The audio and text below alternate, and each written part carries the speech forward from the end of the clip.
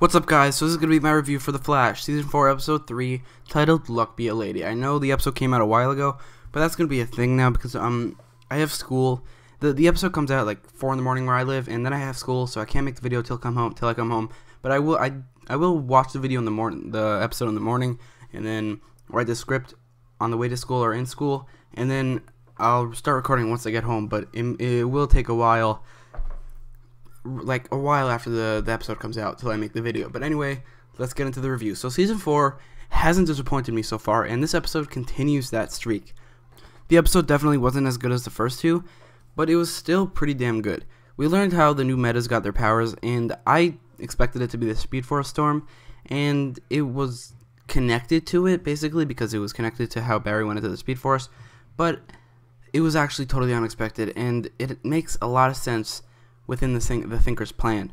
But this plays off a trope that this show does, and it would have applied to the Speed Force storm too, but that everything is the Flash's fault. It was especially prominent in Season 3 and also in Season 2. Obviously the new metas aren't like directly the Flash's fault, but it was him who created the prison in the first place, and that in turn made him be trapped in the prison, and the Cisco had to get him out, and that led to the metas getting their powers. So it was technically Barry's fault, and that's something the show does from time to time. And obviously, it was very prominent in Season 3 because he did Flashpoint and he was the main villain, and it's pretty annoying. Granted, the Thinker was involved, but still, I think they should go back to Season 1 where the metas weren't Barry's fault at all. In Season 5, obviously they're doing this in season 4 now with Barry coming out of the Speed Force and that dark matter energy, and that's fine and all. But I just don't want it to be the Team Flash or Barry's fault. It's getting like pretty frustrating. It was very frustrating Season 3. It's not going to be that frustrating now, but I thought they were over with this. The villain of the episode was Hazard, and she was a much better villain than Kilgore, which isn't saying much exactly, but still, she was pretty great villain. Kilgore was terrible.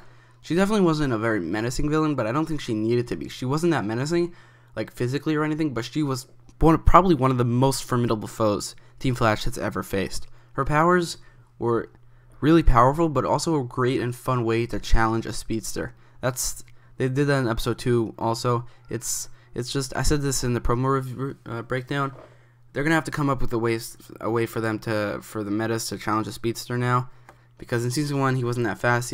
Now he's supposed to be really, really fast, so they have to come up with the metas who can not only challenge a speedster, or can not only like stand up to a speedster, but also challenge him. And I think this Hazard was a very interesting and fun way to do it. Harry's back, and I actually didn't notice this until now, but he was definitely missed. Obviously, like, he was missed, like, but HR was there.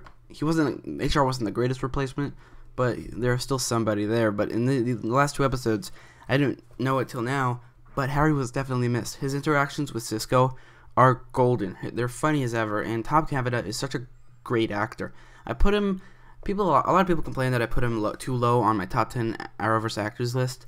I kind of agree. I think he should be like number 3 instead of, I think he was he was number 3. I think he should have been number 2 or even 1. He's such a good actor. He makes HR and Harry such complete different characters that I sometimes forget. I don't forget he's the same actor, but it's easy to forget because they're such different characters and they act so differently. It's amazing. Tom Cavanaugh is incredible. As I predicted, the reason Barry's back, or Harry I meant, is because Jesse is breaking up with Wally. I predicted that in my trailer breakdown, but what I didn't predict is that he's being kicked off of Earth 2's Team Flash, which was pretty harsh. Like, I don't know why he was being kicked off, but just from what he said, Jesse was being really harsh. I didn't predict that at all, but it was a great way to reintroduce Harry back onto the show, and I definitely think, and I definitely want him to stick around as the main Harrison Wells till the end of the show, or until he dies and Tom Cavanaugh's gone. Although I don't want Tom Cavanaugh to be gone because he's a great actor. But the way they introduced Harry back in the show definitely fit into the main story pretty well. But the fact that it led to Wally leaving is like pretty frustrating. I don't know if Wally's leaving for just 1 week or more, but it's pretty annoying that he keeps on leaving for like small episodes, for a couple episodes at a time. Every time it scares me he's gonna leave, like Roy did in Season 3 of Arrow, which granted it wasn't. Yeah, the Arrow writers like didn't want that because the actor left, but still, I think Roy left way too early, and I feel like Wally might also. I feel like they're trying to make it so that there are less speedsters, and while I agree, I do agree that there were too many speedsters in Season 3. There were like 5 of them. There was Barry, Wally, Jesse, Jay, and Savitar. There were definitely too many speedsters in Season 3, but I thought that just Barry and Wally in the last 2 episodes were just great. Just perfect amount of speedsters. So I think they took the criticism that they have too many speedsters way too seriously. So they made it so that Barry is the only speedster.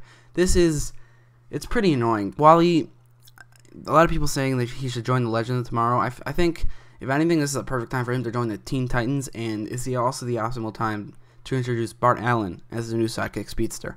In conclusion, this episode was a lot of fun and had some funny moments, and it had a pretty great villain, but the episode was nothing special either, and I don't like the fact that Wally left. I give this episode an 8.5 out of 10. So what do you think about the episode? Let me know in the comments down below, and vote on the poll in the top right corner of the video, and also don't forget to like, share, and subscribe, and stay tuned for my Legends Tomorrow episode review coming soon. I haven't seen the episode yet, but I'm going to watch it now. Thanks for watching.